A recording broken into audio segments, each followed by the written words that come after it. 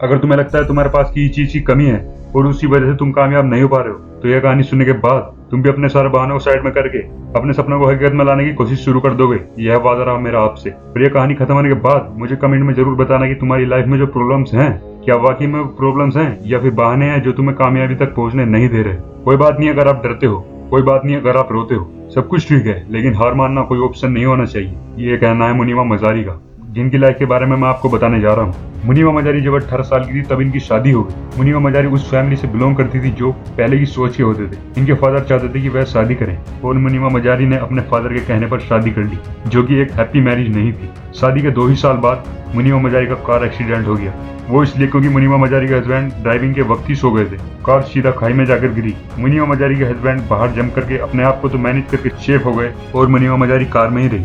उनको काफी चोट लगती गई। उनके सीधे हाथ की हड्डी फ्रैक्चर हो गई थी, कलाई फ्रैक्चर हो गई थी, कंधे और गर्दन की हड्डी फ्रैक्चर हो गई थी, पूरा पंजा फ्रैक्चर हो गया था। लेकिन इन चोटों के कारण मुनीमा मजारी की पूरी लाइफ कम्प्लीटली चेंज हो गई थी। मुनीमा मजारी को रीढ़ की हड्डी पर भी काफी चोट लगी थी। कुछ लोग मुनीमा मजारी को बचाने भी आए। मुनीमा को कार से बाहर निकाल कर हॉस्पिटल ले गए और मुनीमा मजारी को 2 साल तक हॉस्पिटल में एक बेड पर गुजारने पड़े। मुनीमा मजारी ने जीने की आस भी छोड़ दी थी और एक दिन डॉक्टर ने मुनीमा मजारी से कहा, मैंने सुना है आप एक आर्टिस्ट बनना चाहते थे, लेकिन हाउसवाइफ होने के कारण आपने यह छोड़ दिया, तो आपके लिए एक बैड न्यूज है, अब आप पेंट नहीं कर सकोगे।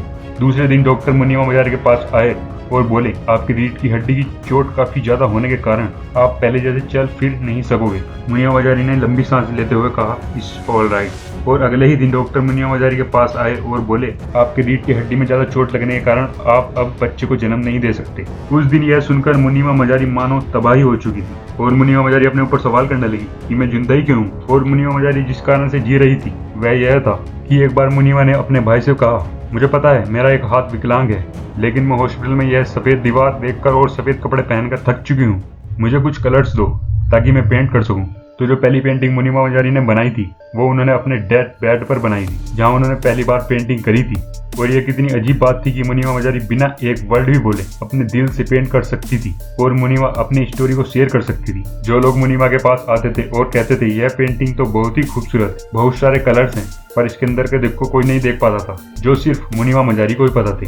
और उस दिन मुनीमा ने डिसाइड किया कि मैं अपने लिए जिंदगी जीने जा रही हूँ। मैं कोई किसी के लिए परफेक्ट इंसान बनने नहीं जा रही, मैं बस इस मूवमेंट को पाने जा रही हूँ और इसको मैं एकदम अपने लिए एक परफेक्ट बनाऊंगी। मैं अपने जितने भी डर हैं उनसे लड़ने जा रही हूँ। तो मुनीमा मजारी ने अपने वो सारे डर एक एक करके लिखे और मुनीमा ने डिसाइड किया कि वह एक एक करके सारे डर को काबू में कर रही। और जो मुनीमा मजारी का सबसे बड़ा डर था वह था इनके पति का इन्हें तलाक देना।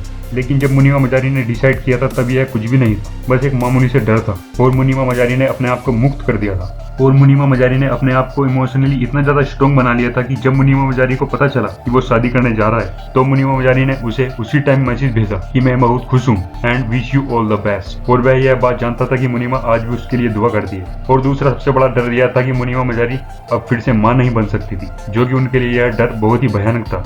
लेकिन मुनीमा मजारी ने एहसास किया कि ऐसे इस दुनिया में बहुत बच्चे हैं जो यह चाहते हैं कि कोई उन्हें गोद ले। मुनीमा मजारी ने सोचा कि यहाँ रोने का कोई मतलब ही नहीं है, बस जाना है और गोद लेना है। फिर उन्होंने वही किया।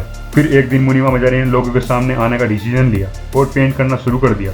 मुनीमा मजारी ने बहुत मॉडलिंग कैंपेन भी किए और मुनीमा मजारी 2015 में बीबीसी में टॉप 100 वुमेन में फीचर हुई। 2016 में फोर्ब्स अंडर 30 की लिस्ट में भी आई। और आज ये बंदी world famous painter, wheelchair model, motivational speaker और पॉपुलर टीवी एंकर है। और इसी की बदौलत जो खुद को नहीं संभाल सकती थी वो आज कईयों के लिए रोल मॉडल है। और मुनीमा मजारी को पाकिस्तान की आयरन लेडी भी कहा जाता है। ये होती है ताकत अपने पॉजिटिव एटीट्यूड की। अगर तुम्हारी सोच, तुम्हारा एटीट्यूड पॉजिटिव है तो मुश्किल से मुश्किल हालात में भी तुम रास्ता खोज ही लोगे। मुनीमा मजारी कहती है कि कोई बात नहीं अगर आप डरते हो, कोई बात नहीं अगर आप रोते हो, सब कुछ ठीक है, लेकिन हार मानना कोई ऑप्शन नहीं होना चाहिए। लोग कहते हैं फेलियर एक ऑप्शन नहीं होना चाहिए। मुनीमा मजारी कहती है फेलियर एक ऑप्शन होना चाहिए, क्योंकि जब आप फेल होते हो तो आप और ऊपर उठते हो, फिर आप फेल होते हो तो फिर आप ऊपर उठते हो और इस तरह आप आगे चलते जाते हो। हर एक वो सांस जो आप ले रहे हो उसे मजे से लो। अपनी जिंदगी को सेलिब्रेट करो, उसे खुल के जियो। अपनी मौत से पहले मत मरो, जिंदा रहकर हल पल जियो। इतनी मुसीबतों के बावजूद अगर ये बंदी कर सकती है तो सोचो आप क्या क्या कर सकते हो। अगर आग लगी हो तो वीडियो को लाइक, शेयर, कमेंट और सब्सक्राइब जरूर कर देना। मिलते हैं अगली वीडियो में।